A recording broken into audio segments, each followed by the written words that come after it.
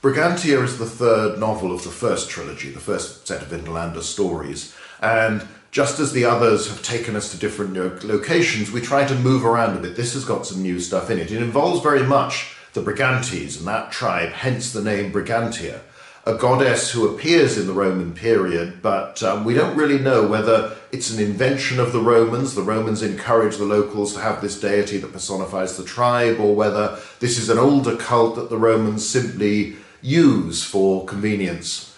It's very hard to tell, but Ferox gets caught up in not only the wider Roman politics, but also the internal politics of the Brigantes. And that's always one of these cases. We know of many tribes like the Brigantes who allied with the Romans from early on, or at least a large faction of them do, famously under the queen Cartimandua. She's the one who handed over Caraticus, the chief and king of the Cacciabalorni Trinovantes from the southeast, who'd fought the Romans there when Claudius invaded, been driven off. He fights them again in South Wales with the Silures, the tribe of Ferox's own people, and then later on goes further north to the Ordovicae, and he's defeated, runs away, takes refuge, but is handed over to the Romans by Queen Cartimandua.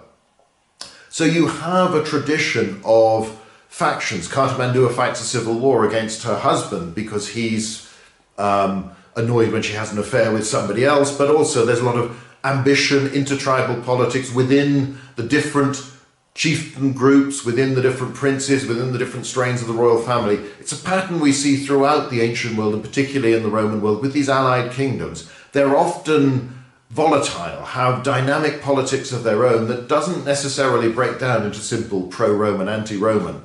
So here we've got very Romanized contenders, a brother and sister who are competing for power, and they have different views and different paths to how they're going to get it.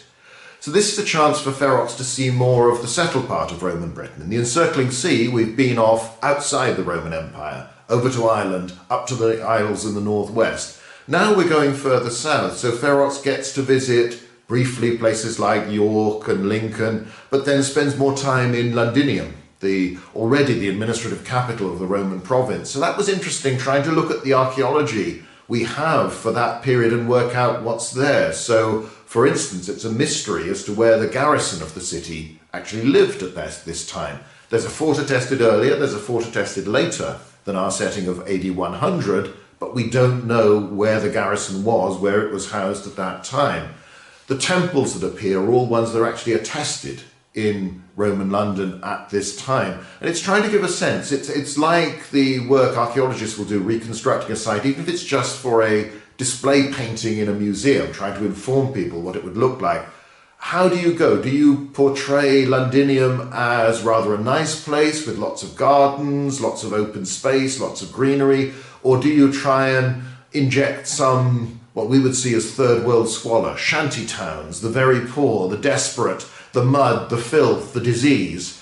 It's a mixture, really. I've tried to go for something that I think is convincing, where you have areas of the city that are very well off, others that are far less controlled, far less settled, and it's a pretty desperate place to live. So we look at that, we look at the trade, the docks, the port, that is the main reason London is there on the River Thames. But then we go further afield. We see different tribes. We pass through their lands in Roman Britain and how each of them responds to Roman rule. We go to Mona, the Isle of Anglesey, once home of the Druids, destroyed by the Romans in AD 60, but they weren't there very long, so you have to wonder what's still around. And it brings in, again, the two strands of the story. We've got the Roman tradition, but we've got the idea of an older indigenous tradition that's inspired partly by what the ancient sources tell us about Iron Age beliefs, but also the medieval literature from Ireland, all of that sort of thing, that poetry, that tradition, some of the law that survives from that period and later, and some other things I've brought in from other societies and cultures that I thought would fit. So a lot of this is conjectural, a lot of this is trying to understand a world that isn't that well attested, but it gives Ferox a chance to go and see all of these things, experience all of these things, to meet this mysterious warrior woman who'll come to figure very heavily in the stories, and find out what's going on as the last druid reappears, and we have all sorts of struggles there, with a background of adventure, of pace, of fighting, and again leading to a couple of battles, culminating in a really big one at the end that's a last desperate fight before Ferox and Vindex go chasing off after the leader of the rebels.